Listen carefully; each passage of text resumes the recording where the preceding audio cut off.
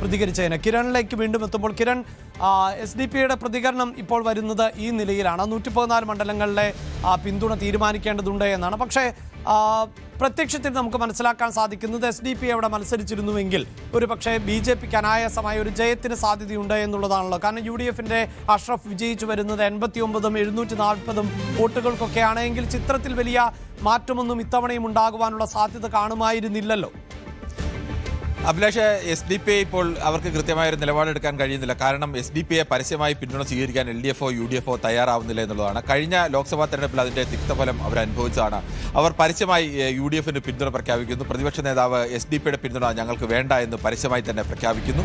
ആ ഘട്ടത്തിൽ അവരോട് ചോദിച്ചിട്ടല്ല പിന്തുണ പ്രഖ്യാപിക്കുന്നത്. ഞങ്ങൾ ആർക്ക് വോട്ട് ചെയ്യണമെന്ന് ഞങ്ങളല്ലേ തീരുമാനിക്കുന്നത് എന്ന് പറയുന്നു.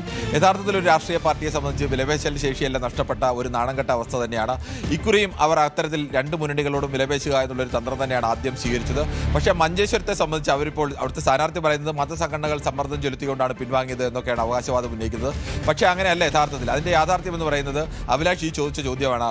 അവിടെ ഏതെങ്കിലും ഒരു അവിടുത്തെ BJP സ്ഥാനാർത്ഥിയും UDF സ്ഥാനാർത്ഥിയും തമ്മിലുള്ള വോട്ടിൻ്റെ വ്യത്യാസം ഈ 1000 വോട്ടിൽ താഴെയാണ് കഴിഞ്ഞ തവണ. ഇത്തവണയും ഏകദേശം ഇനി അങ്ങനെയാണെന്ന് കരുതുക. ഇനി ചിലപ്പോൾ അങ്ങനെ അല്ലാതിരിക്കാനും മാറാനും ഒക്കെ തെരഞ്ഞെടുപ്പാണ്, ഒരുപാട് സാധ്യതകളുണ്ട്. പക്ഷേ കഴിഞ്ഞ തവണത്തെ മുൻകാലങ്ങളിലെ വോട്ടിംഗ് പാറ്റേൺ പരിശോധിച്ചു കഴിഞ്ഞാൽ ഈ പാറ്റേൺ അനുസരിച്ച് 745 വോട്ടിൻ്റെ വ്യത്യാസമാണ് കഴിഞ്ഞ തവണ BJP സ്ഥാനാർത്ഥിയും അഷ്റഫും തമ്മിലുണ്ടായിരുന്നത്, ലീഗിൻ്റെ UDF-ന്റെ സ്ഥാനാർത്ഥിയും തമ്മിലുണ്ടായിരുന്നത്. അത് 2016-ൽ 89 വോട്ടിൻ്റെ കെ സുരേന്ദ്രൻ്റെ 89 വോട്ടിൻ്റെ വോട്ട് സുപ്രധാനമായ ആ കേസുമൊക്കെ നമുക്കറിയാം. വോട്ടിൻ്റെ കേസുമൊക്കെ 89 വോട്ടിൻ്റെ വ്യത്യാസം മാത്രമാണ് ഉണ്ടായത്. അപ്പോൾ ഈ ചെറിയ വോട്ടുകൾ പോലും, ഈ മുൻ കണക്കുകളൊക്കെ പരിശോധിച്ച് കഴിഞ്ഞാൽ ചെറിയ വോട്ടുകൾ പോലും അവിടെ വളരെ നിർണായകമാണ്. വലിയ 2019 ലോക്സഭാ തെരഞ്ഞെടുപ്പിന് കണക്കടക്കം നമ്മുടെ സ്ക്രീനിൽ കാണുന്നുണ്ട്. അവിടെ 7923 വോട്ടിൻ്റെ ഭൂരിപക്ഷം മാത്രമേ ഉള്ളൂ. വലിയ ഭൂരിപക്ഷത്തോടുകൂടി കേരളത്തിലാകമാനം UDF വലിയ തരംഗം സൃഷ്ടിച്ച ഒരു തെരഞ്ഞെടുപ്പാണ്. ആ തെരഞ്ഞെടുപ്പിൽ പോലും അവിടെ മഞ്ചേശ്വരത്ത് അങ്ങനെ ഒരു വലിയ മുന്നേറ്റം ഉണ്ടാക്കാൻ കഴിയുന്നില്ല എന്ന് ആലോചിക്കണം.